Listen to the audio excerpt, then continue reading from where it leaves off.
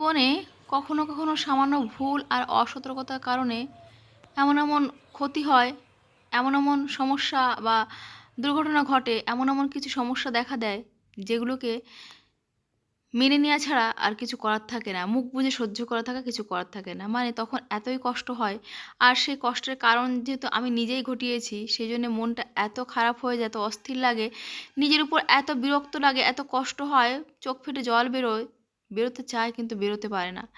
তো এত কথা কেন বলছি? কালকে সামান্য একটু ভুলের জন্যে মানে বিকালের দিকে মেয়েকে ঘুম পাড়াতে গিয়ে নিজেও অলরেডি ঘুমিয়ে পড়েছি। আর ঘুমিয়ে পড়েছি, আমার হুঁশ ছিল না। সন্ধ্যা হবে, হবে করছিল। সন্ধ্যা পুরো হয়ওনি। তো তখন কিন্তু আমার সে ২ টো হাঁসের একটা হাঁসকে শেয়ালে নিয়ে গেছে। তো মানে এত কষ্ট হচ্ছে, তোমাদেরকে কি করে বোঝাবো যে কতটা কষ্ট হচ্ছে? হয়তো আ বোঝাতে চাইলেও আমি বোঝাতে পারব না। এতটাই কষ্ট হচ্ছে। কি করা যাবে? সকাল তো শুরু করেছিলাম প্রতিদিনের মতো, মেয়েদের আজকে স্কুলের ১ম ক্লাস শুরু হবে।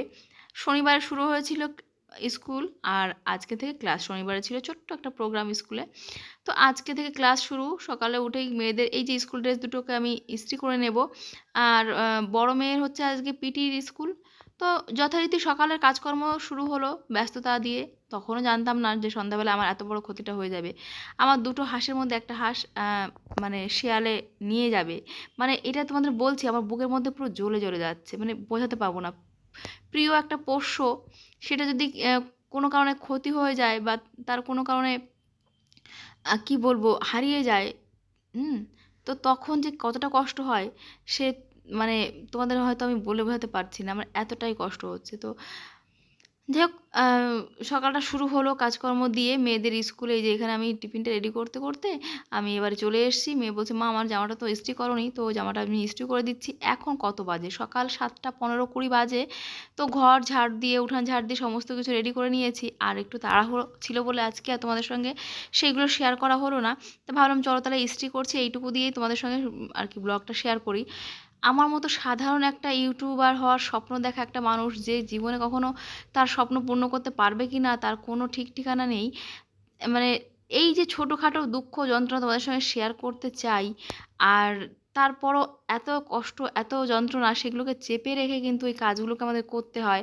আর একটা সাধারণ কাজকর্ম করা, সেটাকে ভিডিও ক্যাপচার করা, তারপর সেটাকে এডিট করা, একটা সাধারণ মানুষের পক্ষে, একটা সাধারণ গ্রামের বউয়ের পক্ষে একটা মানে ব্যস্ততাময় একটা দিনের মধ্যে দিয়ে এইগুলোকে শেয়ার করা যে কতটা কষ্টকর, কতটা খাটুনির, সেটা তোমরা যারা ব্লগ করো তারা তোমরা জানো যে একটা ব্লগ করতে কতটা পরিশ্রম হয়, আর কতটা আমাদেরকে তার জন্যে স্যাক্রিফাইস করতে হয়, কতটা আমাদেরকে ধৈর্য ধরে কাজটা করতে হয়। তারপরও ভাগ্য সবসময় সহায় হয় না।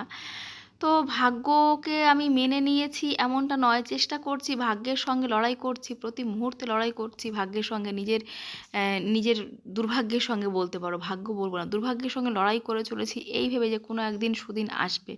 আমিও হয়তো ইউটিউব থেকে কিছু হলেও একটা অ্যা সাফল্য, অ্যা কিছু না কিছু হলেও ন্যূনতম সাফল্যটুকু আমি লাভ করতে পারবো। তো লড়াই চলছে নিজের নিয়তি, নিজের দুর্ভাগ্যের সঙ্গে। মনটা খারাপ হয়ে যায়।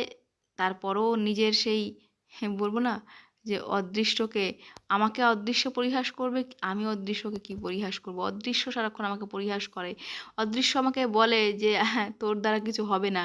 আর আমি বারবার ঘুরে দাঁড়ানোর চেষ্টা করি। বারবার নিজের পিঠটাকে শক্ত করে দাঁড়িয়ে বলি যে, "না, আমি লড়াই চালিয়ে যাব। আমি শেষ দেখে ছাড়ব। কোথায় সাফল্য আছে? সাফল্যের শেষ দেখে ছাড়ব।" তো হয় কি, সবসময় শরীরটা সাথ দেয় না। সংসারের হাড়-ভাঙা পরিশ্রমের পরে এই যে ভিডিওটা শ্যুট করে এটা এডিট করতে এতটা কষ্ট হয়, তারপরেও সবার সবকিছু সময় মতো গুছিয়ে দেয়া, সবকিছুর একটা তো চাপ থাকেই। তো সবকিছু চাপ সামলে আমরা জীবনে একটু নিজের পায়ে দাঁড়ানোর যে স্বপ্নটা দেখি মেয়েরা, সেই স্বপ্ন কারো পূর্ণ হয়, কারো হয় না। আমার স্বপ্ন জানি না কবে পূর্ণ হবে। হয়তো হবে, এই আশাতেই বসে আছি, কোনো একদিন হবে। তো দেখো সকালবেলা মেয়েদের জন্য এই যে আজকে করেছি রুটি দিয়ে আর কি আলুর পরোটা করেছি আটা দিয়ে, আটার পরোটা করেছি। তো আলুর পরোটা, আটার পরোটা যেটাই বলো, আলুর পরোটাই হবে। আমি আসলে আমার মাথাটা না সত্যি কাজ করছে না। কালকে থেকে মনটা এত খারাপ হয়ে আছে, আমার সত্যিই মাথায় কাজ করছে না। তো দেখো এখানে আমার পরোটাগুলো বানানো হয়ে গেছে। ওদেরকে প্রথমে একটা খেতে দিয়ে দিয়েছি। আর এখন আমি টিফিনটা রেডি করে দেবো। গাড়িওয়ালা এসে যাবে, 8টা বাজতে গেছে এখন। সমস্ত এই যে কাজকর্ম করে তো মেয়েদেরকে এখন ওকে ড্রেস করে চুল বেঁধে রেডি করে নিয়ে এই যে দেখো আমি এখন বেরিয়েছি। তো বড় মেয়ে আগে গেছে, ছোটো মেয়ে এই যে। তা আমি বললাম, বাবাই তোর ব্যাগটা আমাকে দে। আর ব্যাগটা নিয়ে দেখছি, বাপরে ব্যাগটা তো প্রচণ্ড ভারী। মানে ক্লাস 2-এ মেয়ের ব্যাগটা হালকা ছিল, আর এবার দেখছি ব্যাগটা ভয়ঙ্কর রকমের ভারী। আমি আমি তোর ব্যাগ নিয়ে আমি নিজে হাঁটতেই পারছি না। আমি বললাম, ব্যাগটা আমাকে দিবি? তো ও তো ব্যাগ দিতে চাইছে না। তাই আমি বললাম, ঠিক আছে, তো গাড়িতে উঠতে হবে তোকে। তো এই যে ব্যাগটা আমি হাতে নিয়েছি, কি বলবো, আমি ব্যাগটা মানে ভাবিনি এতটা ভারী হবে। অন্য অন্য দিন ক্লাস 2-এ ব্যাগটা যথেষ্ট হালকা ছিল, এবার ক্লাস মানে 3-তে বইগুলো যথেষ্ট ভারী।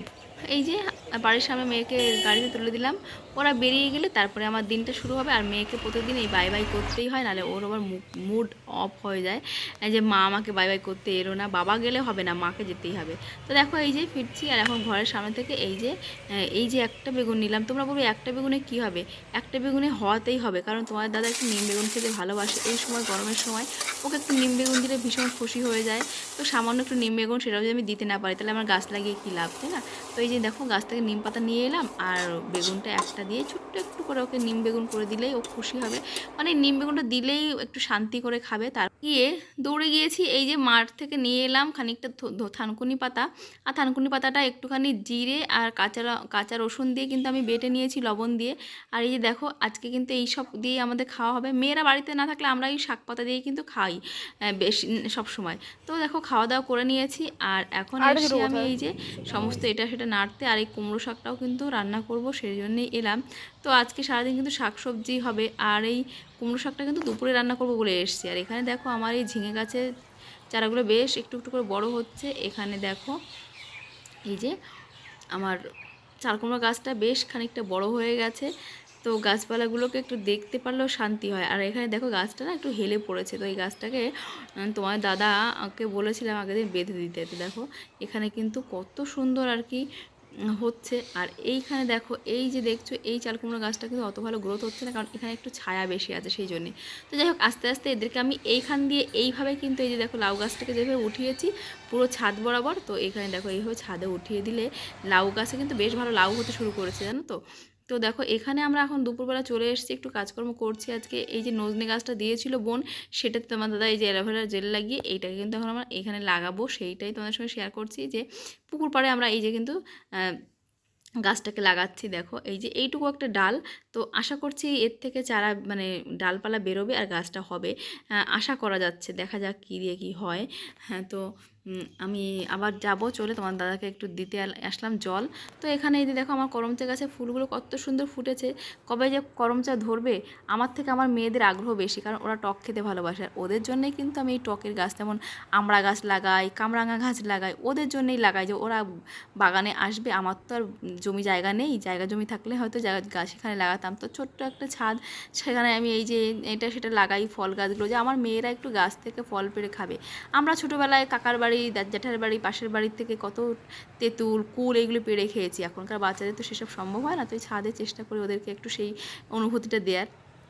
পুদিনা গাছ বেশ সুন্দর আর কি ফলন হয়েছে, মানে গ্রোথ হয়েছে খুব সুন্দর। আর আমার মেয়েরা কিন্তু এগুলো দিয়ে ওই চাইনিজ খাবার মানে নুডলস, চাউমিন এগুলো খেতে খুব পছন্দ করে, তো ওদের জন্যই লাগাই। আমি যে পুদিনা খুব একটা ভালোবাসি তা না, তবে গরমে পুদিনা খুবই উপকারী বলে কিন্তু লাগিয়েছি।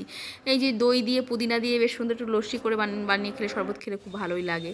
তো দেখো এখানে এই যে অ্যাডেনিয়াম গাছে একটু জল টল দিলাম রান্নার পর, এই যে চাল ধোয়া জলগুলো থাকে। তো দেখো আজকে রান্না হয়েছে কি কি, ওই যে নিম পাতা করেছিলাম সেইটাই।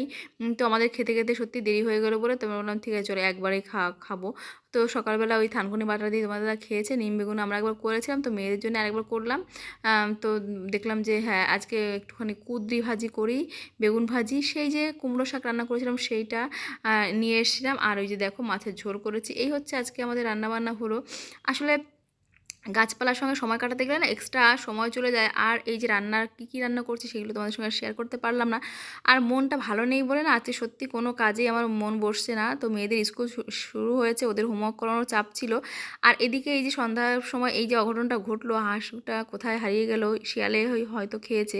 তো যাই হোক, মনটা ভালো লাগছিল না। দেখলাম বাগানে কত সুন্দর দুটো ফুল ফুটে আছে, 3টে। তো সেগুলোকে নিয়ে একটু টবে রাখবো মেয়ের টেবিলের সামনে। মেয়েদের তো পড়াতে বসতে হবে, তোমার মন খারাপ হোক যাই হোক, সেটা দিয়ে তো বাচ্চাদের তো রুটিন ব্রেক করা যায় না। নিজের মন খারাপ আছে, মনের মধ্যে মন খারাপ থাকুক। তো মেয়েদেরকে এখন পড়াতে বসতে হবে। একজন মা হলে তখন তার মন খারাপের আর কোনো দাম থাকে না, জানো তো। এখন সন্ধ্যাবেলা আমার কাজ মেয়েদের হোমওয়ার্ক কমপ্লিট করানো, কালকে তো স্কুল